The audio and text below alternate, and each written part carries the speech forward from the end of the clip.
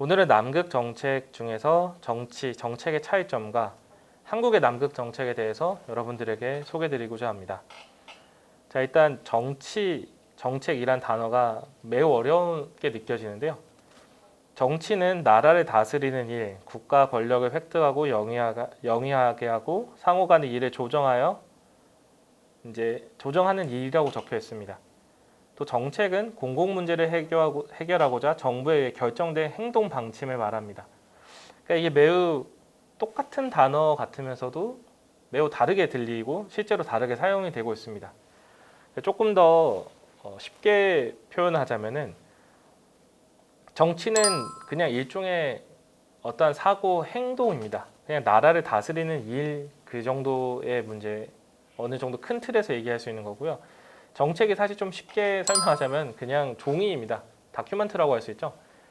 어떻게 우리가 결정되어 있는 일 이 자체를 정책이라고 할 수 있습니다. 그러니까 정치는 어떠한 행위, 정책은 문서라고 설명할 수 있는 거죠. 그래서 정책에 대해서 다들 좀 어렵게 생각을 하시는데요. 일반적으로 제가 이제 대중들에게 정책이 무엇인 것 같습니까? 라고 물어봤을 경우에는 보통 대통령, 국회, 청와대 또는 국회의원들을 많이 생각하십니다. 하지만 이제 정책에 대한 그냥 일상적 이미지랄까요? 그냥 대중들에게 실제적인 정책이라는 이미지는 각종 행사 또는 이제 교육, 실제 현장에 가서 하는 것들이 정책에 훨씬 더 가깝습니다.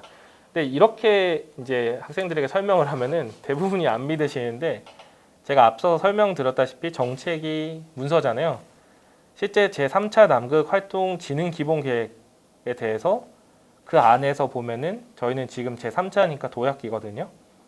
도약기 안에 제도 운영 부분에 범국가적 남극 교육 홍보 확대라는 내용이 있습니다. 이 내용을 이제 디테일하게 들어와서 보게 되면요.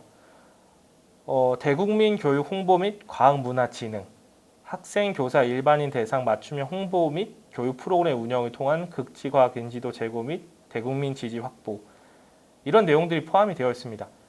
또 이제 남극 체험 및 기념 행사 추진을 통한 극지과학 문화 진흥 말이 어려운 거지 실제로는 축약하자면 행사라고 할 수 있고요. 여러분들이 보는 극지 전시나 또는 이렇게 제가 하는 이 교육 자체도 이 정책의 일부라고 할 수 있습니다. 그러니까 정책이라는 게 매우 어렵게 들리거나 매우 엄청난 단어처럼 보이지만은 실제로 여러분들이 경험하는 대부분의 교육 또한 정책이라고 할 수 있습니다. 그래서 아까 말씀드렸던 제3차 남극 연구 활동 진흥 기본 계획 말이 굉장히 어렵지만 이게 그러면은 왜 만들어지고 어떻게 만들어졌는지를 조금 더 말씀드릴게요. 남극 연구 활동 진흥 기본 계획이라는 거는 남극 활동 및 환경 보호에 관한 법률 제21조에 기반하여 만들어진 겁니다. 그러니까 실제로 정책이라는 것은 대부분이 법에 기반해서 만들어지는 겁니다. 어떠한 근거가 필요하다는 거죠. 그래서 이제 각 부처에서 부처라고 하면은 이제 해양수산부, 환경부, 외교부 이런 부처들의 극지 담당하는 분들이 모여서 이 법에 의거하여 모여서 이제 이 정책을 만드는 겁니다. 그래서 결론으로 말씀드리자면 법에 근거하여 남극 활동을 체계적으로 지원 그리고 국가 과학 역량을 향상시키고자 남극 연구 활동을 5년마다 지속적으로 만들고 시행해 오고 있습니다. 그래서 이제 아까 말했던 대로 각종 부처, 각 기관들이 이제 모여서 만드는데요. 여기에 있는 가장 주관 부처는 해양수산부고요. 그리고 남극 연구 전문 기관인 극지연구소가 그리고 다른 연구 기관들과 대학 이렇게 이 분들이 모여서 이 정책을 만듭니다. 우리나라에 굉장히 많은 극지 관련된 기관들이 있는데요. 이제 그림에서 보시다시피 이제 국무총리실 산하에 한국해양수산개발원의 극지연구센터가 있고요. 그리고 해양수산부 산하에 극지를 담당하는 기관들이 있고 이렇게 다양한 극지를 연구하고 있는 연구원들이 있습니다. 여러분들이 만약에 극지에 대해서 관심을 많이 가지게 되고 향후 극지에 대한 일을 하고 싶으시다면은 여기에 보여드리는 기관들 중에서 일을 하실 수 있습니다. 일단 극지 연구 과연 지금 현재 어떻게 왔고 어떻게 갈 것인가에 대해서 말씀을 드리고 싶은데요. 일단 우리나라의 극지 연구의 트렌드는 국제 협력으로 많이 가고 있습니다. 일단 우리나라 남극 활동의 중장기 기본 방향은 총 3가지고요. 첫 번째는 우리나라 과학 역량에 기반해서 조금 더 어떠한 성과를 창출하고자 노력할 거고, 지금 이제 구축되어 있는 연구 인프라와 향후 더 구축해야 될 것이 무엇인지에 대해서 또 고민을 하고 있고요. 그리고 실질적으로 이거를 통해서 우리가 국제적으로 어떠한 일을 할 수 있는가, 국제적에서 어떤 인정을 받을 수 있는가, 이 3가지를 기본으로 해서 정책이 짜져 있습니다. 그래서 이제 저는 아까 말했던 대로 국제 협력에 기반한 연구를 향후에 우리가 진행을 하고 있는데요. 이제 실제로 정책 안에서 보면은 남극 거버넌스 리더십을 제고하겠고, 그리고 어떠하게 디테일하게 들어가게 되면은 이제 미국, 뉴질랜드 이제 공동 연구 또는 다른 10개국 이상들의 과학자들이 함께하는 다양한 연구들이 지금 이제 진행을 하고 있습니다.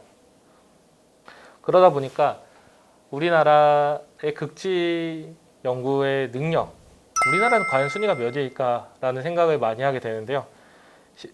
사실 이거 순위를 짜기는 매우 어렵지만은 그냥 인프라적으로 그리고 연구력을 따졌을 경우에 우리나라가 세계 10위권 안에는 들어간다고 생각합니다. 물론 이제 투자 대비에 비해서 우리나라가 굉장히 잘하고 있는 거고요.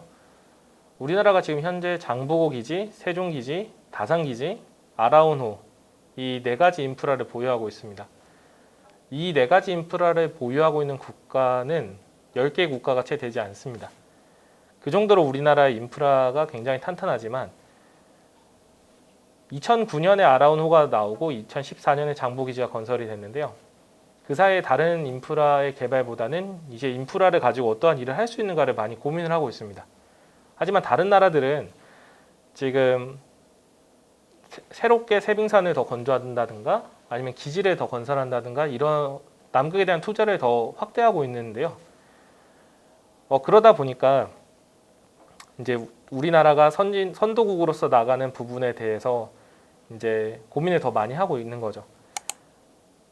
그래서 2차 기본 계획이랑 3차 기본 계획을 조금 비교해 보자면은 2차 기본 계획에서는 아까 말씀드렸다시피 대부분이 인프라를 구축하는 겁니다. 장보 기지를 건설했고 아라온을 어떻게 하면 더 효율적으로 활용할 수 있는가에 대해서 더 연구를 했습니다. 이제 3차에 와서는 어떠한 연구들을 통해서 우리가 국제적으로 인정을 받을 수 있는가를 많이 생각을 하고 있습니다. 우리나라는 지금 이제 향후에 내륙으로 더 진출을 할 거고, 조금 더 국제 협력을 통해서 이제 세계의 연구진들과 어깨를 나란히 하려고 노력을 하고 있고요.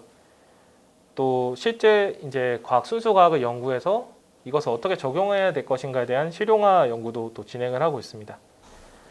하지만 이런 것들이 다 인적 인프라, 그러니까 사람들, 연구자들이 많아야지 가능한 일인데요. 그래서 이런 인력을 양성하기 위해서 다양한 일들을 또 병행하고 있습니다.